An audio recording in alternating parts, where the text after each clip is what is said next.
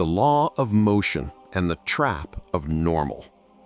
You probably learned Newton's first law in school. An object in motion stays in motion, and an object at rest stays at rest unless acted upon by an external force. That law doesn't just apply to physics, it applies to your life. If you're stuck, you'll stay stuck. If you're drifting, you'll keep drifting, unless something or someone applies force. Here's the hard truth. Most people don't fail because they lack talent. They fail because they've made self-improvement optional. It's not a must. It's a maybe someday, a there's still time, a once things calm down. And that's the trap. Look around. The majority of people have centered their lives around cheap distractions, scrolling, gossip, comfort, comparison, while their real dreams sit on the sidelines collecting dust. Deep down, they know something is missing. They feel the frustration, but they normalize it because everyone else around them is doing the same thing. When dysfunction becomes common, it starts to feel normal. It's like walking into a messy neighborhood.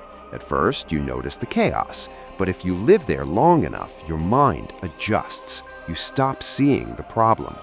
That's what's happening mentally. You're living in an environment where mediocrity is celebrated and discipline is rare. So you follow inertia, but in the wrong direction.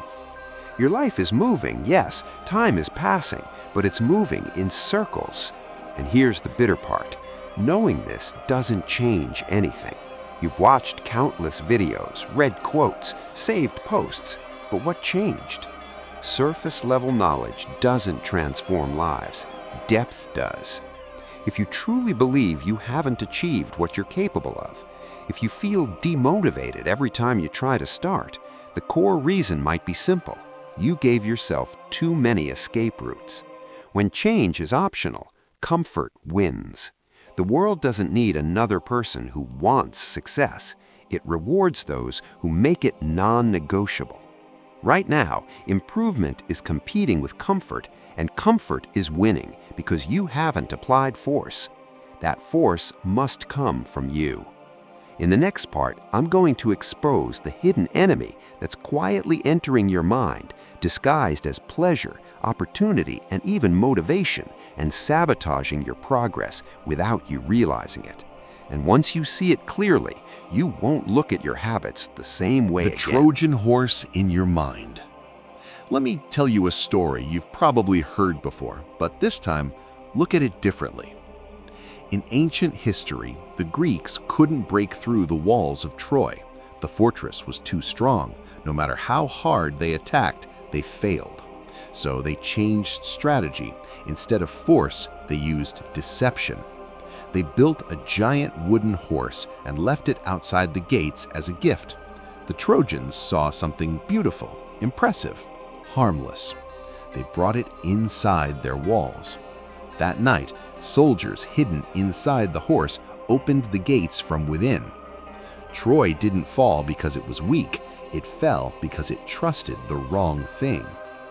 Now ask yourself, how many Trojan horses have you allowed into your mind? Distractions rarely look dangerous. They look attractive, harmless, entertaining, relaxing. Just 5 minutes. But inside those small habits are hidden consequences. Endless scrolling feels fun until you feel empty afterward. Junk food feels comforting until your energy crashes. Procrastination feels easy until panic hits. Cheap dopamine feels good until discipline feels impossible. You think you're choosing pleasure, but you're inviting sabotage. Here's another example. In The Matrix, there's a scene where Neo is walking through a crowd and sees a beautiful woman in red. He turns to look at her. When he looks back, she's gone, replaced by an agent pointing a gun at him. The distraction wasn't random, it was designed to break his focus. That's exactly how modern distractions work. They don't look like enemies, they look like rewards. But every time you chase them, something inside you weakens. Your focus shrinks, your discipline fades, your confidence drops. And the worst part? It happens slowly, quietly, almost invisibly. You don't lose your life in one dramatic moment. You lose it in small, repeated decisions. And here's the pattern. Instant pleasure equals short high equals long-term regret. Discipline equals short discomfort equals long-term pride. The problem isn't that you lack motivation. The problem is that your brain has been trained to chase instant gratification. And the more you feed that cycle, the stronger it becomes. Remember Newton's law? Inertia works both ways. If you build momentum toward distraction, it becomes effortless. If you build momentum toward discipline, that becomes effortless too. Right now, many of your habits are on autopilot. You don't even feel resistance anymore. That's not strength, that's conditioning. But here's the powerful shift. Once you recognize the Trojan horse, it loses its magic. When you start seeing distractions as traps instead of treats, your decisions change. Awareness is the first force that breaks inertia. In the next part, I'll show you how to build what I call the warrior mentality, the identity shift that separates average people from the 1% who actually take control. And once you adopt it, your habits won't just change, your standards will. The warrior mentality, becoming unpredictable to mediocrity. Here's the difference between average people and extraordinary ones. Average people follow the crowd. Warriors move against it.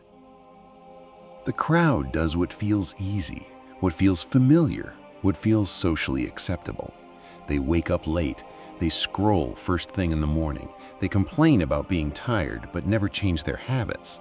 They chase comfort all day and still end the day feeling unfulfilled. A warrior doesn't operate like that. A warrior understands something powerful. If 99% of people are doing it, it probably leads to an average life. So instead of asking what feels good right now, they ask what builds strength long term. Most people avoid hard things because they're uncomfortable. Warriors choose hard things because they know discomfort is the doorway to growth. When others sleep in, they wake up early. When others overthink, they take action. When others complain, they adjust. When others look for shortcuts, they build discipline. This isn't about being extreme, it's about identity. Right now, your actions are shaped by how you see yourself. If you see yourself as someone who struggles with consistency, your behavior follows that script.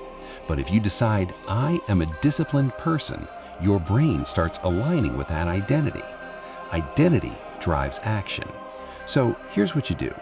Write down 5 to 8 qualities of the person you want to become. Not vague things like successful. Be specific. Wakes up early without excuses. Trains the body regularly.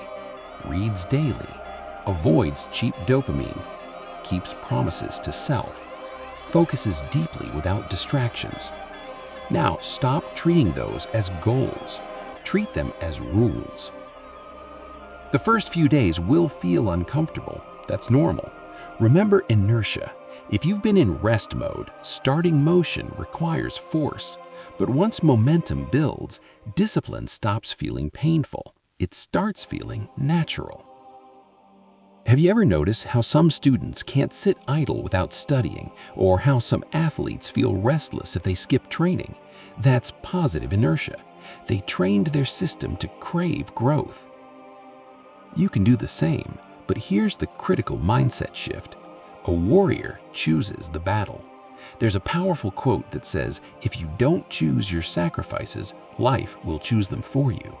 If you don't sacrifice comfort now, you'll sacrifice potential later. If you don't endure small pain now, you'll face bigger pain later. Pain is unavoidable. Suffering is optional. When you voluntarily choose discipline, the pain feels meaningful. When life forces it on you, it feels crushing. So choose your hardship. Choose the gym before your body forces you into a hospital. Choose skill building before unemployment forces urgency. Choose focus before regret forces reflection. And here's the uncomfortable truth. The people around you may not like your transformation. Why? Because when you rise, you disrupt their comfort. When you break predictability, you break their expectations. That's a sign you're growing. But this still leaves one huge question unanswered. Even if you adopt the warrior mentality, even if you choose discomfort, why do so many people still fail to stay consistent? Now I'll reveal the hidden addiction that silently destroys focus, even in intelligent, ambitious people. And once you understand it, you'll realize why effort alone was never enough. The hidden addiction that steals your future. You can have discipline, you can have ambition, you can even have the warrior mindset and still fail. Why? Because there's one silent addiction that destroys more potential than laziness ever could. Information overload. Your brain has limited bandwidth. Just like a computer has limited RAM, your mind can only process so much at once. But look at how you're using it. Podcasts, reels, motivational videos, skill tutorials, business advice, side hustle ideas, self-improvement content. You're consuming non-stop, and it feels productive. But here's the truth. Consuming improvement content is not the same as improving. Most people are addicted to learning about success instead of building it. They jump from one idea to another, one strategy to another, one goal to another. Blogging this month, coding next month, drop shipping after that, gym motivation for 2 weeks, then something else catches their attention. It's not lack of intelligence, it's scattered focus. Even brilliant minds fail when they chase too many directions. History is full of talented individuals who never became great, not because they lacked ability, but because they kept switching lanes. Meanwhile, others with average intelligence became legendary simply because they stayed locked in on one path long enough. Depth beats variety. You don't need 10 strategies, you need one direction. That doesn't mean you do one thing for life. It means you commit to one thing for a defined season, 6 months, 1 year, long enough to build real momentum. Spreading energy feels exciting. Focusing energy feels boring, but boring builds mastery. Here's a simple thinking model. Reverse engineer your future. Write down 5 to 10 things you're interested in. Then narrow it down to 1 or 2 that match both your interest and your current ability. Pick one. Commit. Go deep. Find mentors in that field. Study deliberately. Track your progress. Take notes. Apply immediately. Stop trying to figure everything out before starting. Clarity comes from action, not overthinking. Think about throwing a ball in a room full of objects. Until you throw it, you don't know where it will bounce. You can imagine outcomes all day, but reality only reveals itself after movement. Action creates data. Data creates direction. Perfectionism is just fear wearing a smart disguise. If you sit and plan forever, your chance of failure is 100%. If you move, experiment, adjust, your odds improve every time. And remember the law we started with, inertia. Right now, distraction has momentum, comfort has momentum, scattered attention has momentum. But the same law works in your favor. If you apply force, small, consistent force toward focused action, momentum shifts.